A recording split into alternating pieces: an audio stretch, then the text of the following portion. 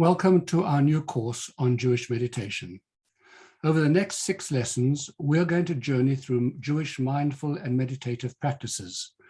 Most of us have experienced Judaism through the lens of ritual, but as we will see, there is a deep meditative dimension to Judaism as well, whose purpose is to enable us to feel closer to God, to create a sense of peace and wholeness within ourselves, and to view the world in a new and different light.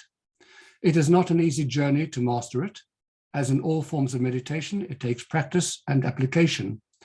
But even for those who, for whatever reason, cannot embrace the practice, simply knowing about this little understood side of Judaism is rewarding.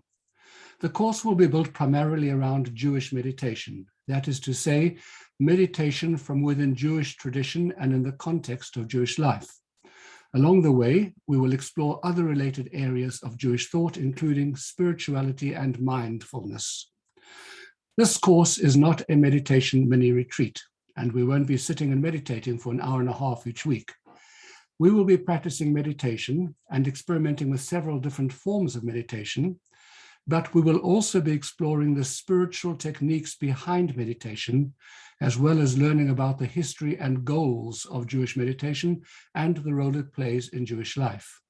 And because a lot of Jewish meditation is content-based, we will be studying Jewish spiritual ideas that form the basis of various meditations.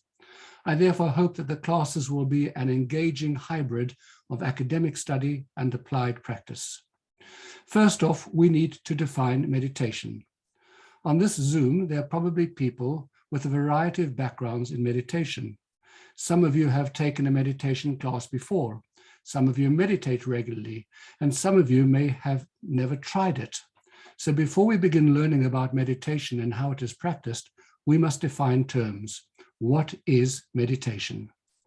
As an experiment, in your mind's eye, envisage a person meditating. What image initially comes to your mind? A person in a lotus position? A guru sitting on a mountaintop? Celestial visions? A devout person in prayer? The truth is that whatever you draw on as the image of someone meditating is right and wrong. Meditation has no set image, which means that it can be applied to any image. Webster's dictionary defines meditation as to engage in contemplation or reflection. Meditation comes from the Latin word meditare, meaning to measure, to think, to contemplate, devise, ponder. Whether or not you think of yourself this way, we are all chronic meditators, albeit unintentionally. When you dwell on a problem in your life and you allow yourself to think about it, you are meditating. When you dream about your next holiday, you are meditating. We meditate all the time, but most of the time, our thoughts slip into meditation without intending to. The goal of meditative practices is to do it on purpose. In this course, we are going to define meditation as the effort to purposefully focus your mind and develop a deeper awareness to achieve a desired result. Starting this course, some of you might be wondering if meditation is really a Jewish thing, or alternatively, if Jewish meditation is a real thing. People will say, I've never seen this in a Jewish service before. Or where in the Torah does it say anything about meditation? Or they didn't teach me this at Cheder or my Jewish day school. In fact, meditation is an age-old Jewish practice and one that predates any record of the more famous Eastern meditation traditions. Judaism has its own rich history, vibrant culture, and unbroken practice of meditation that is an integral part of Jewish life. Although contemporary meditation became popularized from Eastern meditative practices, Judaism has taught and promoted a unique brand of meditation since its inception. The two areas in which we see Jewish meditation historically are Patriarchs and Prayers.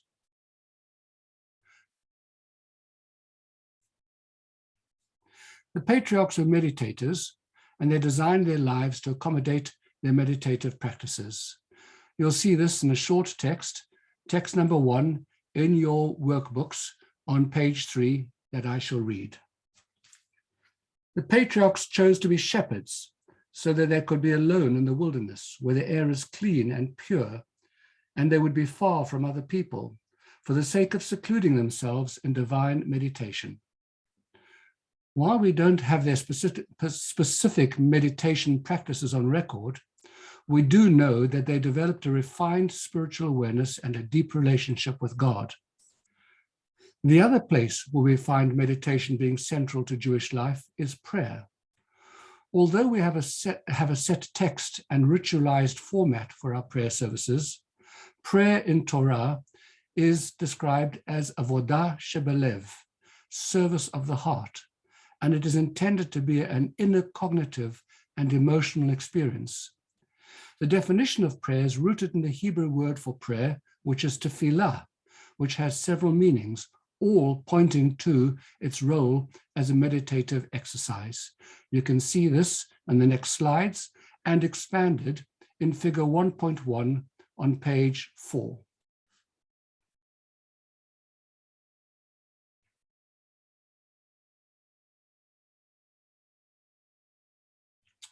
It's not surprising that one of the most explicit references we have to meditation practice in the Talmud is in the context of prayer. And this is text number 2 in your workbooks on page 5.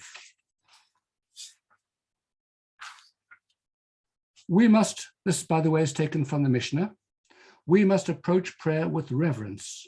The early pious sages would pause in thought for 1 hour so that they could focus their hearts on God, and only then would they pray. So these pious sages had a daily regimen of meditative practice that was connected to their prayer. They would sit for an hour before and after each prayer and wait. There are a range of opinions as to what their meditation consisted of and its goals, but here you have an historic description of pious Jews who spend hours a day meditating. You can see some interpretations of their meditations in Appendix A in your workbooks. There are quite a few forms of Jewish meditation with a variety of techniques and goals. But before we go further, there is an important disclaimer. Jewish meditation can mean a few different things, and it is important to clarify what we mean when we use the term in this course. In general, meditation practices come in all shapes and sizes. There are many meditation groups and centers that offer meditations with varying goals and results, ranging from the most practical to the most mystical. For the sake of this course, we can divide all meditation practices as they relate to Judaism into 3 broad categories. Foreign to Judaism practices are those that are part of a system of idolatry or paganism, or grew out of these practices. Many Eastern meditations utilize the names of deities or contain problematic elements for the Jewish practitioner. Most commonly, these would be, but not all, Eastern meditations or those who stem from them. These are obviously not part of this course. Judaism considers them spiritually unhealthy and detrimental to our souls. Neutral meditation practices have no religious goals or basis. They are they're designed to relax, to elicit gratitude, to improve athletic performance, and many other things. Many of these have medical and health benefits and have even been borrowed for Jewish contexts, peppered with Jewish ideas and texts, and practiced in Jewish settings with Jewish themes and with etc. And they can have practical and religious benefits, but ultimately they don't grow out of Judaism. So this course is not going to be about these meditations either. We're not offering an opinion on them one way or the other. They're simply not going to be the subject of these lessons. So organically Jewish meditation are practices that are organic to Judaism and are rooted in Jewish text, traditions, and practice. This is the category of meditation on which this course focuses. There are 3 primary Hebrew words that we encounter in Jewish texts and tradition to reference meditation. Although they are often used indiscriminately and interchangeably, they have slightly different meanings. We're going to use them to denote three broad categories of meditation within Judaism that play different roles in Jewish life. The first is hitbodedut, seclusion, which is a form of transcendentance meditation. The second is hitbonenut, contemplation, contemplative meditation. And the third is kavanah, focus, mindfulness, or intention meditation. And once again, you can see this more fully laid out in figure 1.2 on page 6 in your workbooks. Over the next 6 weeks, we will be exploring these three key areas of meditation, the roles that they play in Jewish life, and how they can help us live deeper and more meaningful lives. Here is an outline of the journey we'll be taking together through this course. Tonight, in our first lesson, we'll be looking at mind control. We'll be learning a mind control exercise that can help us to overcome negative feelings and emotions and to create positivity using kavanah meditation. The second lesson is going to focus on spirituality. We'll be exploring the meaning of spirituality and how meditation can be a tool to experience it using hitbodedut and hitbonenut meditations. Lesson 3 will be learning how Jewish meditation adds to mindfulness to be able to value and to be fully present in each moment, once again using hitbonenut and kavanah meditations. Lesson 4, bringing meditation to your life, we'll be applying our Jewish meditations to practical areas of life, imbuing our everyday life with purpose and meaning using hitbonenut and kavanah meditations. Lesson 5, we'll learn to cultivate a profound awareness of God around us and how that can lead to joy, resilience, and purpose using hitbonenut meditation. And finally, lesson 6, active meditations. We'll learn the relationship between meditation and action using kavanah meditation. For the most part, Jewish meditation is focused on enhancing our relationship with God and deepening our Jewish engagement. However, as a side benefit to these spiritual goals, it can also provide tools for a more balanced and healthy life. One of the most common reasons why people search for meditation today is to reduce negative stress or negative experiences. We all want to be happy, yet inevitably life throws things at us or around us that trigger us in unwanted ways, creating negative emotions and souring our moods. Examples include anger, hurt, anxiety, worry, frustration, self-doubt, and any other unwanted feeling. These often weigh us down and have a negative impact on our lives. So in today's lesson, as our first meditation exercise, we're going to explore one of the foundational underpinnings of Jewish meditation and how it can be harnessed as a tool to overcome negative emotions and its capacity to cultivate positivity. For a few moments, think of a negative experience that you had in the past month, and then think of the personal impact that resulted from the negative feelings that this experience produced. The chances are that most of us didn't have such a hard time identifying something. While some negative experiences aren't overwhelming, they're always unwanted, and they very often have a real effect on our moods and capacity to function. Many of us struggle with recurring feelings that sometimes feel like a never-ending cycle, and try as we might, we sometimes can't seem to escape the rabbit hole of negative thoughts and behavior patterns that inevitably have a negative effect on us. The important thing to know is that the struggle is not inevitable. We can win over our emotions. We are not hostages to our feelings. And as human beings, we have the innate power to overcome unwanted feelings.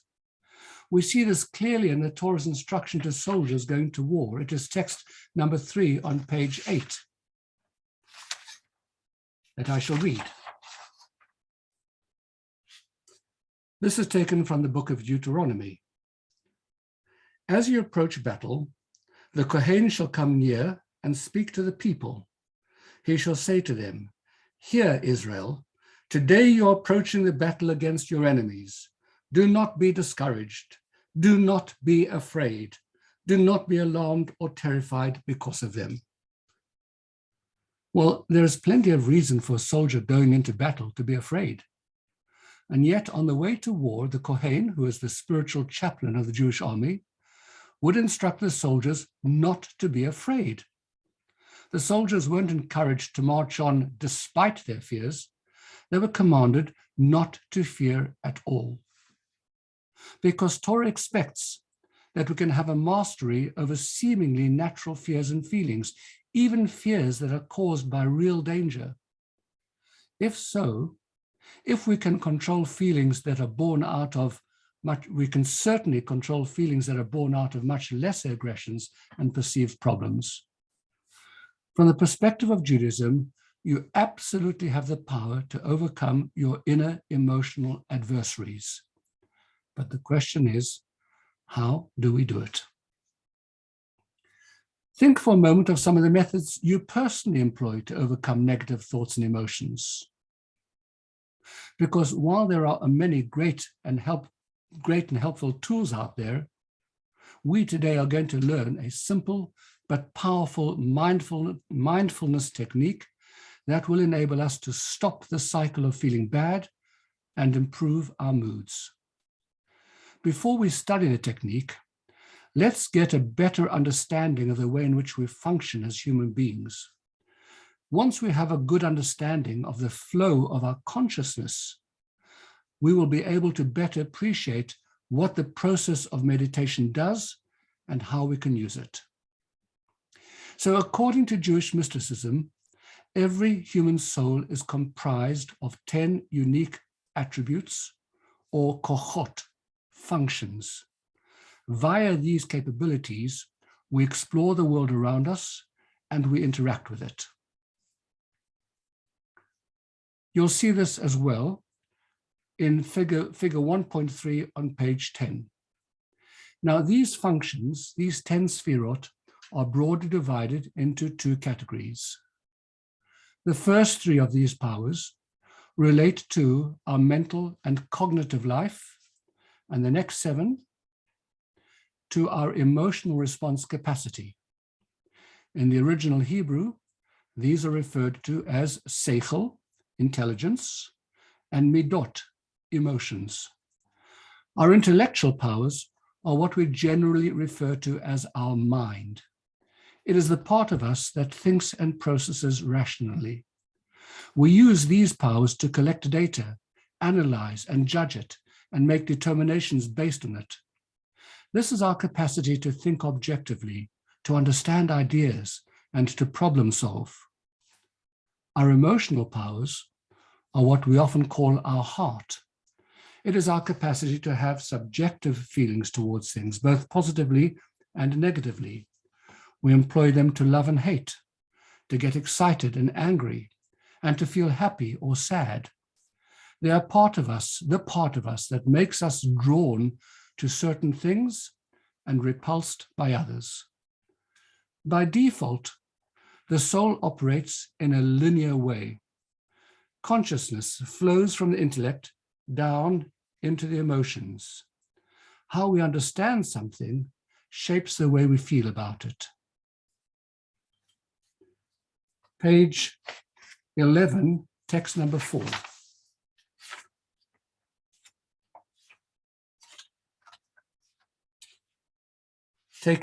Written by Rabbi Shneur Zalman of Liadi, the author of Tanya. The human soul is divided into 2 categories, intelligence and emotion. The intellectual faculties, namely chokhmah, wisdom, bina, understanding, and da'at, wisdom, knowledge, are referred to as the mothers and the source of the emotions, for the emotions are the offspring of the intelligence. Our minds develop an idea, understanding something and judging a situation, and then our hearts naturally follow close behind, leading us to feel a certain way and to respond accordingly. For example, when we understand the dangers of a certain behavior, our mind judges that it is dangerous, and we become afraid. When we have an understanding of how beneficial something is, we like it and we want it. When we size up that someone has wronged us, we feel angry or hurt. Having now defined the mind's innate capacity to understand, the soul's innate capacity to understand, and the heart's innate capacity to feel, there is now another layer of the soul that we need to learn about. And it is the soul's modes of expression, or its active consciousness. The soul has three outlets or interfaces that it functions with: thinking, speaking, and doing. And these are referred to as the soul's garments.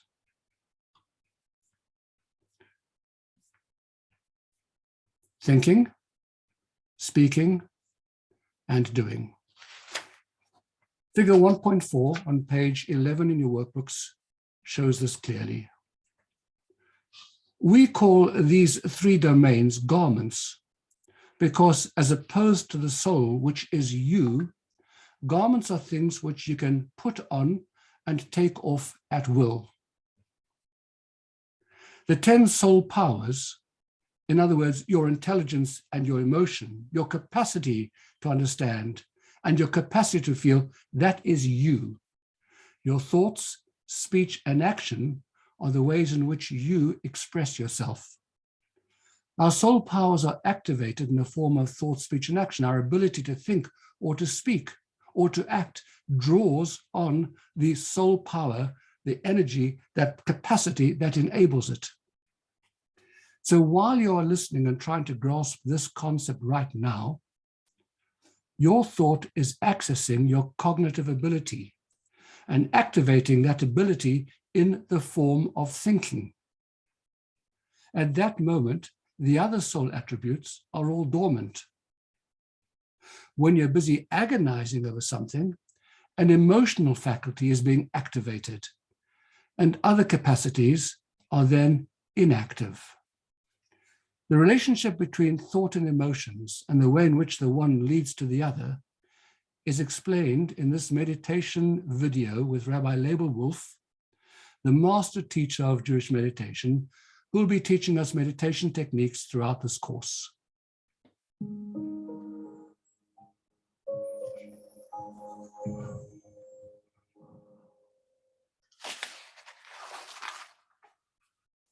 Thoughts produce feelings. Therefore, even a microsecond of thought in any situation produces an emotion. If we have negative emotions, we can simply displace them by replacing them with a new thought. Not a difficult process, and let me share with you a meditation to try to carry out that particular function. So gently close your eyes and just become aware of the flow of your thoughts. What thoughts are flowing through onto the screen of your consciousness?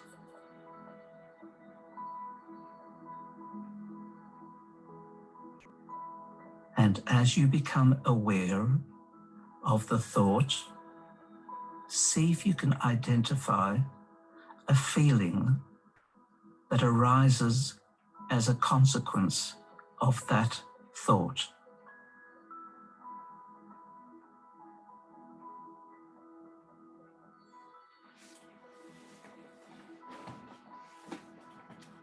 I would like you to take yourself back to a moment, to a time when you might have been embarrassed, a situation of personal embarrassment. Try to locate that particular incident, refreshing it in your mind.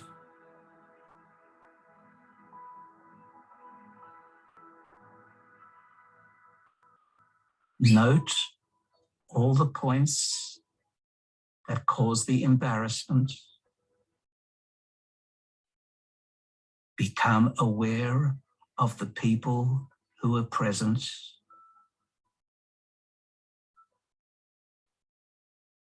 And become acutely aware of your feelings of embarrassment at that time.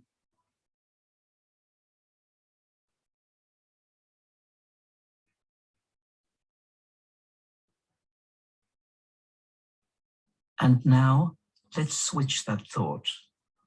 I want you to think back to a moment when you were supremely happy, ecstatic, somewhere in your life where you felt absolute joy. Recall that moment. Where were you? Who was there? Can you recall the voices, the colors, the background sounds?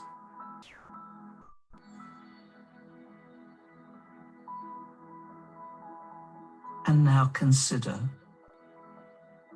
where did that image of embarrassment of a few moments ago disappear?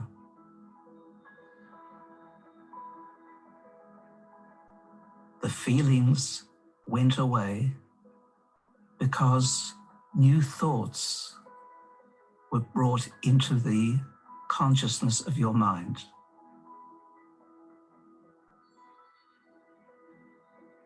Let's try that again.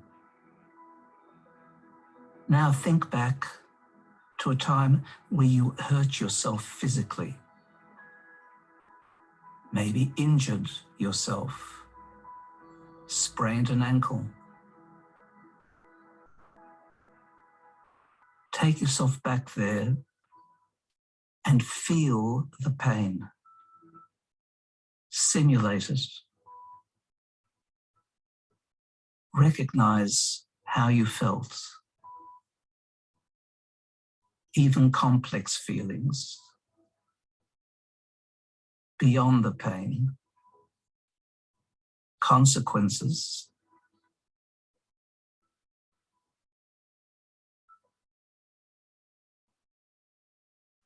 And now turn your mind to a birthday party in your honor that you may have experienced as a child, as an adult.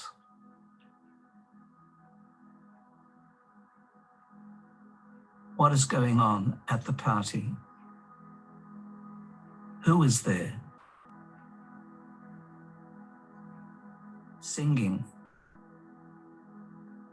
Maybe a cake. Maybe candles.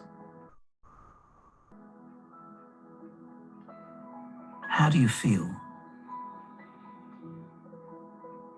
That same happiness has been recreated. What happened to that feeling of hurt and pain of a few moments ago when you hurt yourself back then? You changed your thoughts, and therefore your feelings changed. Let's learn an important lesson. Moach shalit al halev. The mind determines the outcomes of the emotions. Change your mind, and you change your feelings. When when feeling down, depressed, change your thoughts. And in so doing, your whole emotional makeup transforms in the same moment.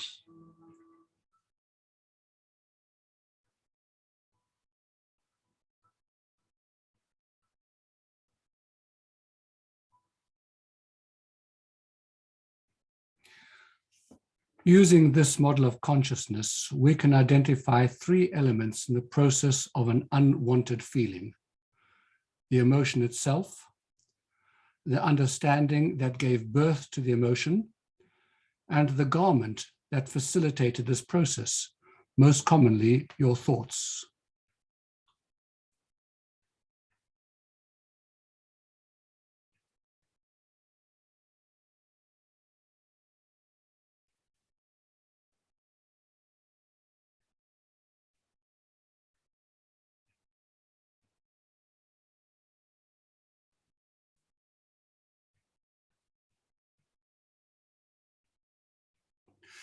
Now, we could try to combat the negative feeling head-on on the emotional or intellectual level, which is the level on which we intuitively think.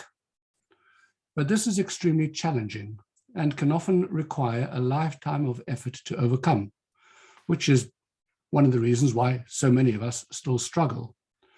It takes Herculean strength to shift your understanding and judgment, and it takes incredible discipline to be able to diffuse a justified emotion. But a much easier and more accessible way to combat it at the thought level is at the thought level, and that is what we're going to focus on. We learned earlier that the thoughts are garments of the soul and not the soul itself. This is an extremely important point because it means that your thoughts are not you.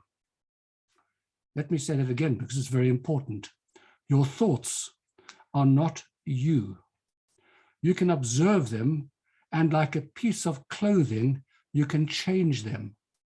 They don't define or control you. They are a behavior in much the way that speech and action are behaviors that you can opt into or opt out of. And again, Rabbi Shneur Zalman of Liadi, the author of Tanya, puts it this way in text number 5 on page 13. The mind naturally controls the heart. Humans were created from birth with the ability to exercise willpower to control the drives of our hearts so that they not be expressed in our behavior, speech, or thought. We are able to divert our attention completely from things our hearts crave to something entirely different. This is known as meta-thinking, which is the ability to think about your thoughts and by extension to redirect them. So if we know that we can master our thoughts and change them, how will this help us to deal with unwanted feelings? I'm going to pause for a moment as an experiment.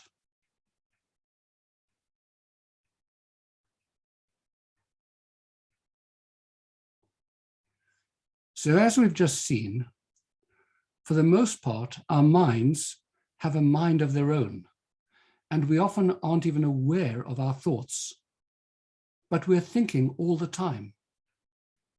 The brain, the mind, never ceases thinking. According to recent research, an average person has more than 6,000 thoughts a day. But how many of these can you remember? While our thoughts are unconscious, they are tools of our minds and our hearts. Our experiences, our personalities, and many other factors consciously shape our judgment, which automatically produces feelings and reactions, all of which are projected subconsciously into our thinking. That is why we react to things in ways which are beyond our control. For example, the way we unconsciously think about things may lead us almost instinctively to be an optimist or a pessimist. But thought doesn't have to be unconscious. We have the ability to think deliberately and to be in control of our thought process. By intentionally controlling our thoughts, we reverse the process of the soul's consciousness, and we use thought to shift the focus of our mind and our heart. When we choose what we think, we control our mind's processes and what emotions flow from it. If we cut off a negative thought,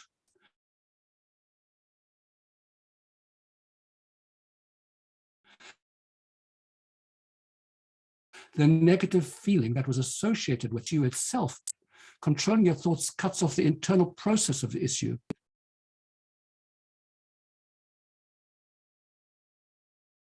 Which alleviates the negative feelings. That's one of the ways in which we take control of our thoughts, which is why it features in many meditation courses. And while we will not be specifically focusing on breathing here, there are some breathing techniques that you'll be able to see in Appendix B in your workbooks. But here is the story. Rabbi Shlomo Freidis was a well-known Chabad Chassid during the first half of the 19th century.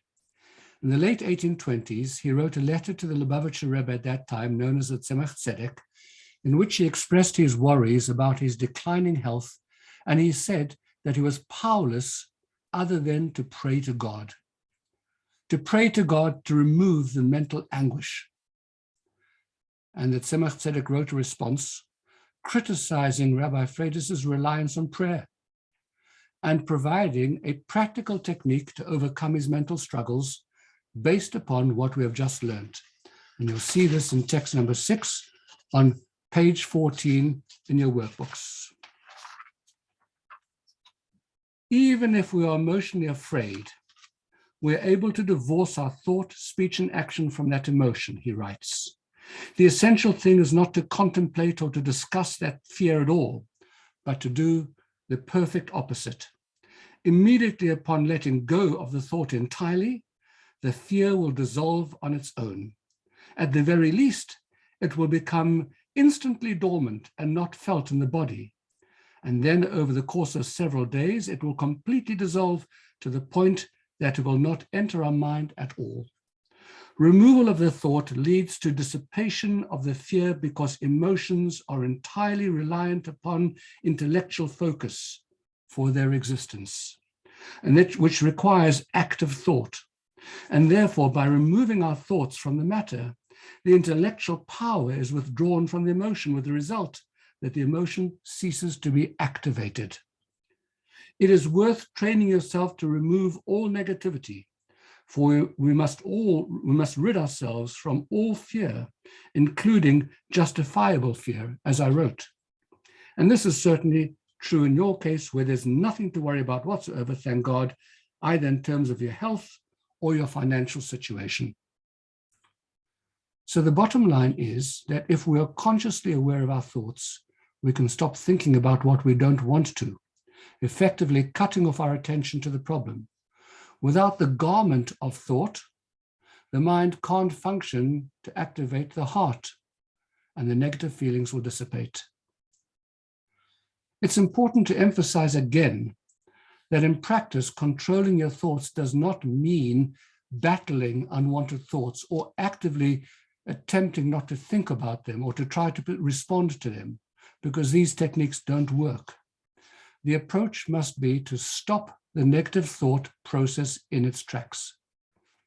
When a negative thought pops into your mind, attempting to reason it away in the moment isn't only ineffective, it serves to deepen the pathway of that thought in your brain and solidify its place in your mind.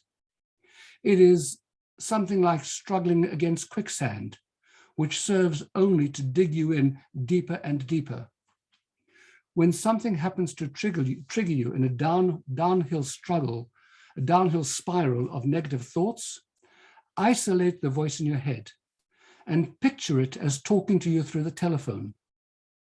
Imagine someone was irritating you by being abusive or shouting at you or saying nasty things to you at the other end of the telephone line. Instead of figuring out a way to answer them or to deal with them, in which case you'll continue to be dragged down by the emotional abuse, you have the simple choice to hang up the phone and disconnect. And the same is true with your thoughts. Just hang up on your thought pattern cut it off. But trying not to think the thought doesn't work either. The Russian novelist Dostoevsky once wrote, "Try to pose for yourself this task, not to think of a polar bear, and you will see that the cursed thing will come to mind every minute." Since you just can't stop thinking, the way to rid yourself of a negative thought is to think about something else in its place. Because a person can have only one thought at a time. And when you switch your active thinking into something else, the original thought process that was running in your head is discarded. And this is text number 7 on page 16. The primary method of removing worrying thoughts from your mind is by redirecting your mind towards other matters, writes the Lubavitcher Rebbe. You can replace them with thoughts of necessary material matters that bring you joy, and you can contemplate God's Torah that delights the heart. And the latter is best achieved through creating a fixed schedule of daily Torah study, which is particularly effective with a study partner. So when you notice an unwanted thought creep into your head, distract yourself by exchanging the thought for something more positive. And this serves a dual purpose. By investing yourself in a thought that calms you, the unwanted thought is discarded and the negativity that is brought will quickly dissipate. In its place, there is a positive thought that will shape your mood and life for the better. Filling your mind with a positive thought and focusing on it creates a positive feedback loop. The positive thinking directs the mind to positive things and activates positive emotions that creates a positive posture, attitude, and feeling. It pays to have a positive or uplifting thought in your back pocket that you can pull out and meditate on whenever needed. It could be a fascinating, inspiring article that you read, a happy memory, an upcoming holiday, your children or loved ones, a serene scene, whatever it is that works for you. Alternatively, that Tzemach Tzedek suggests having an inspiring Torah thought that you can meditate on when you feel a negative thought coming, because Torah study brings joy.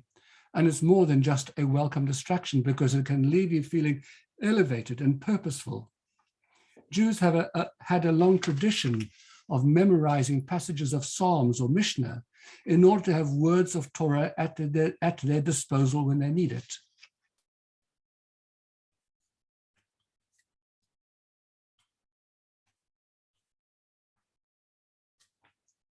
Sorry, I think we're still on removing worry.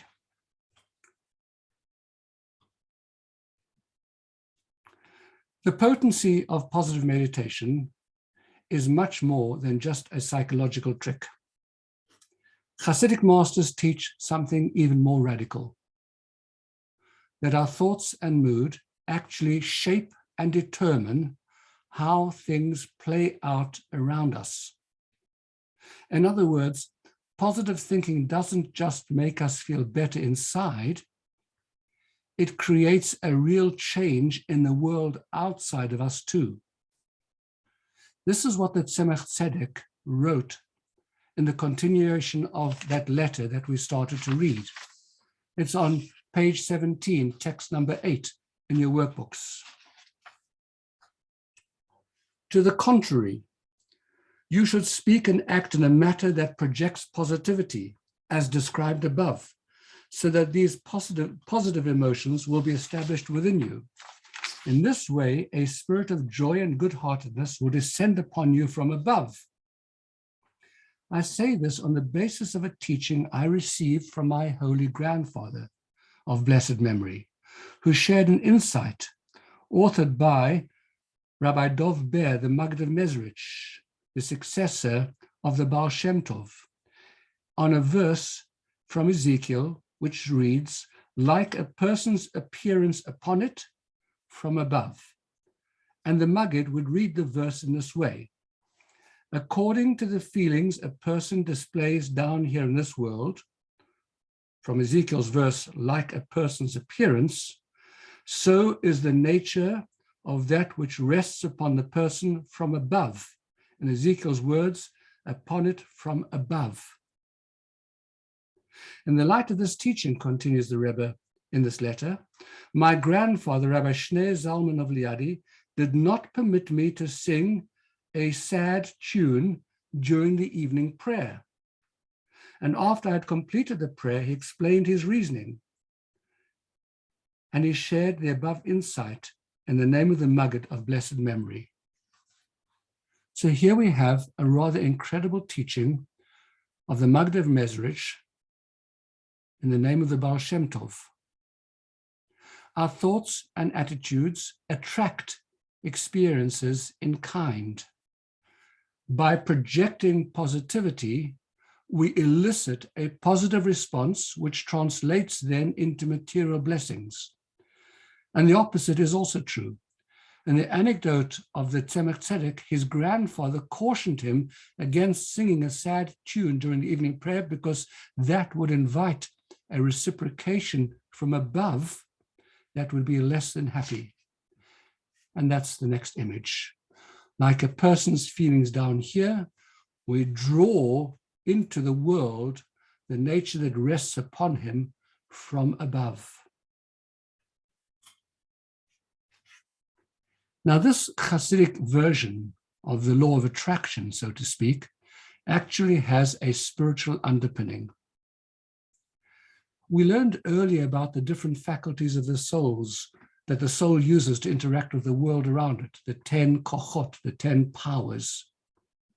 Now, these 10 powers mirror the process that God uses to create and to direct the world, because the Kabbalah teaches us that the infinite God channeled his energy through the 10 sfirot, or divine forces, to create the finite world.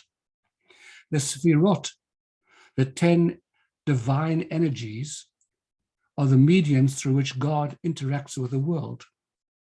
And so, for example, the sphira of chesed, kindness, is the medium through which God gives indiscriminately to the world. Gevura, severity, is the medium of restraint and judgment, to withhold or to limit the divine benevolence, Within the whole spectrum of the 10 sfirot and all of their complex interactions with each other, a description which, by the way, is beyond the scope of tonight's class, the creative energy from God is channeled down into the world in a balanced and stable way. And if there's an overwhelming force of one of the sfirot, it causes that energy to be overstated in the material world. And we can see this graphically depicted in the next series of slides. There are the 10 sfirot, and the paintbrush colors are the world.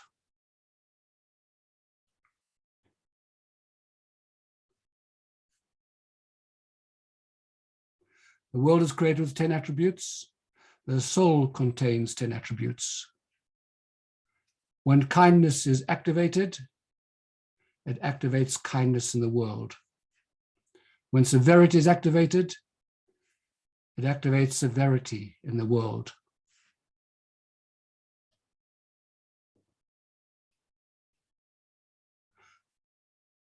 If you reshape how you feel, you elicit a positive response in the universe. Text number 9 on page 19, a balanced world. This is analogous to a king who had empty glasses. By the way, this is taken from the Medrash. This is analogous to a king who had empty glasses. The king told himself, if I pour hot water in them, they will burst. If I pour freezing water in them, they will crack. What did the king do? He mixed hot water with frigid water, and he poured the blend into the glasses. Similarly, God said, If I create the world with the attribute of compassion alone, people will be unconcerned with the consequences of their actions. If I use the attribute of judgment alone, the world will not survive the judgment of honest scrutiny. Rather, I will create it with a blend, the attribute of judgment and the attribute of compassion. And on that basis, I hope that the world will endure. The delicate balance of competing forces is how the world operates on its own, and it is what we call nature. But we have the unique power to shift that. The human soul was created in the divine image, which is why it reflects the divine form of the created world. The 10 divine soul powers embedded in us that we use to interact with the world through thought, speech, and deed correspond to the 10 sefirot through which God interacts with the world. And when we project one of the faculties within our soul, we align ourselves, and by extension, the world that we inhabit, with that sefirah, and we invite that force to be channeled into the world. Put simply, when we display kindness, we invite God to channel kindness into the world. When we are happy, we invite God to invest happiness into the world. When we are charitable, we invite God to be charitable in return. And the same is true for the reverse of these emotions. And this concept is actually rooted in the Kabbalah, in the book of Zohar, the foundational book of the Kabbalah. It's text number 10 on page 20 in your workbooks. The upper world, come and observe. Our world is always ready to receive the spiritual flow that emanates from above. The upper world provides in accordance with the emotional state below in this world. If the state below is joyous, then correspondingly, abundance flows from above. But if the state below is one of sadness, then correspondingly, the flow of blessing is constricted. We are therefore directed, serve God with joy, because mortal joy elicits corresponding supernal joy. So we have the power to channel the forces of the spiritual worlds, which trickles down into the way our world functions. But taking this one step further, the Baal Shem Tov taught that not just actions, but even just the focus of our minds can affect the sefirot and elicit a divine response. Think of it like television channels. The different stations are all constantly broadcasting, but you can choose which one you see by switching the channel of your television and controlling which station plays into your living room. Our thoughts root us in a certain spiritual mental space, switching on that spiritual channel. Text number 11 on page 21. The psalmist states, this is a teaching of the Baal Shem Tov himself. The psalmist states that one who trusts in God will be enveloped in kindness. We can infer the reverse as well. One who is constantly anxious of punishment associates themselves with strict judgment that can lead to negative consequences, God forbid. In line with the verse in Isaiah, their fears I will bring to them. We become attached to whatever we contemplate. If we contemplate matters associated with severity, we become attached to judgment. If we trust in God's kindness, our souls will become attached to that kindness, and we will indeed be enveloped in kindness. When our minds are focused on something negative like fear, even having thoughts on how to avoid the negative, for example, we are tuning into a spiritual space of harshness and judgment that activates that flow and causes a reaction channeled through that lens.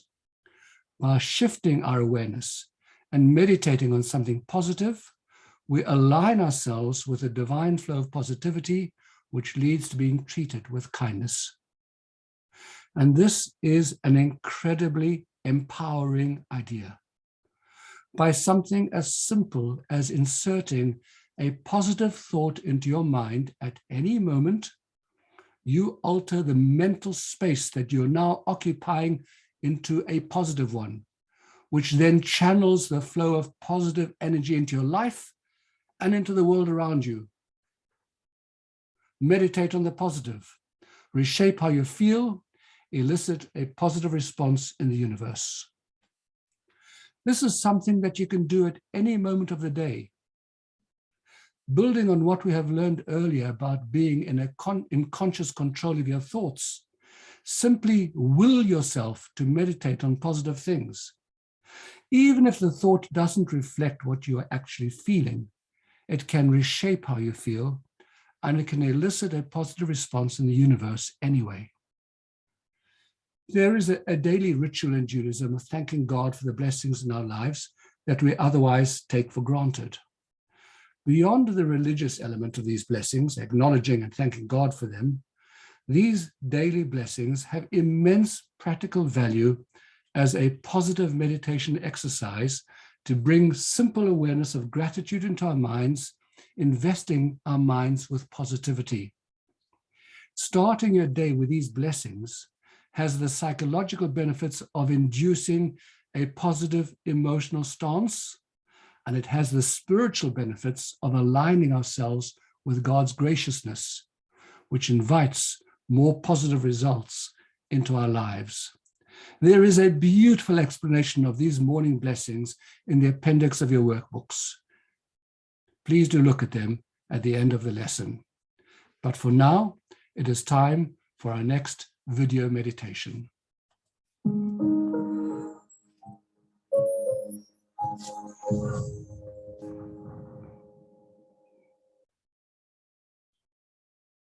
No matter what yesterday was all about, tomorrow is a fresh day. You're going to begin painting on a new canvas, creating a very different picture, again, one of your choice. We do that spiritually every day when we say in the morning the affirmation, Modeh Ani. And what characterizes a new day is to begin initially with gratitude, because from a posture of gratitude, you can paint a beautiful picture of the coming day. Gently close your eyes. Allow your shoulders to slump a little, feeling warm and heavy. Warm and heavy. Feeling your arms, your legs, warm and heavy, inducing the relaxation response, feeling calm, peaceful, and serene.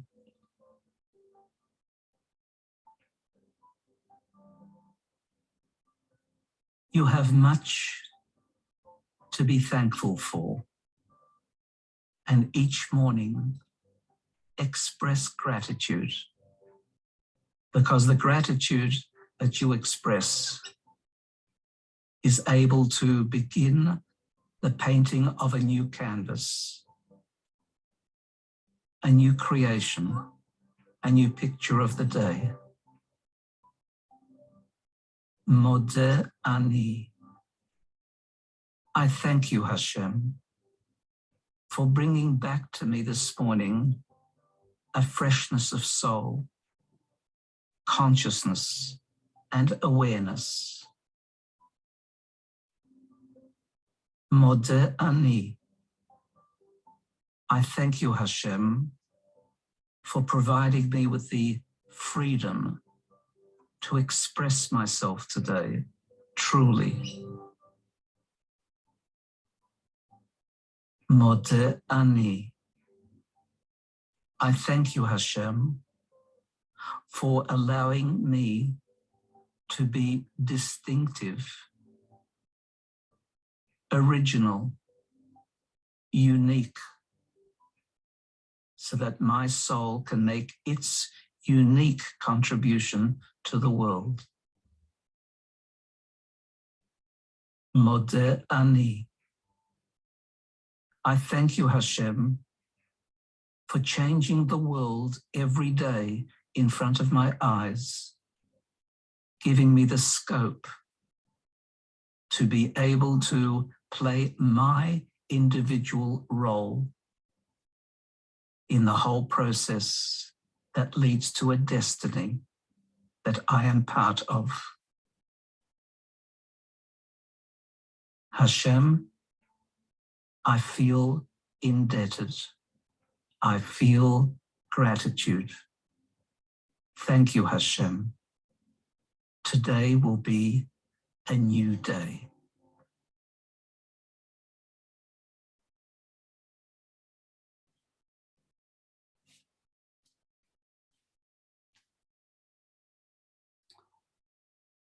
We have spent some time now studying the spiritual technology that gives rise to a very practical technique to enhance our lives. By implementing this simple yet effective meditative tool, we can live more calmly, be in control of our feelings, and manufacture positivity. But the theory alone won't help us. It takes disciplined practice. So here is what we can do this week to get better at it.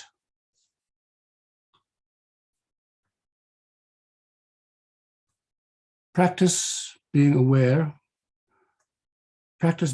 of and actively controlling your thoughts. At any moment in the day, pause and bring your attention to your thoughts. You can do this when you feel something unwanted coming to mind, or even without that. Gently shift your thinking deliberately to something positive you want to think about. The more you practice being conscious of your thoughts and thinking deliberately, the more habitual it will become to master over them.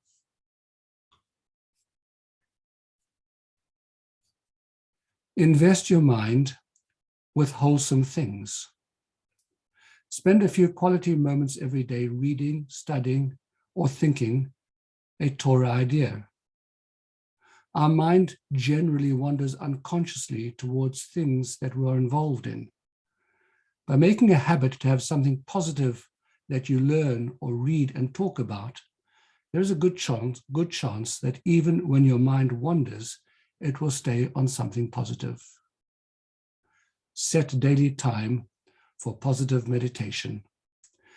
Dedicate a few minutes each morning, or if you can't do the morning, choose a time that works for you and meditate on the wonderful gifts that God has given to you in your life. Use the text of the morning blessings as a template. Next week, we're going to look at spirituality. Spirituality is often perceived as something which is distant or irrelevant. And in the next lesson, we're going to learn about the soul's innate spiritual sense and how to harness it through meditation to develop a deeper sensitivity to the spiritual depth of reality that can lead us to discovering a profound meaning in every experience. Please do look at the very useful appendices that augment what we've learned tonight. And here is, as shown in the key points on page 24, a lesson summary for tonight. Thank you all for joining. Lesson 1. Do you mind? The surprising powers of Jewish meditation. 1. Meditation is an authentic Jewish practice that plays a large role in Jewish life. 2. We have control over our feelings and have the capacity to overcome negative feelings and experiences. 3. We have the ability to be in control of our thoughts and can choose what we think about at any given moment. 4. Our thinking feeds our emotions. By getting rid of negative thoughts, we cut off negative feelings. 5. Meditating on positive thoughts develops a positive mindset and positive emotions. 6. Positive meditation actually impacts the world around us and elicits a positive response from God, which shapes reality for the good.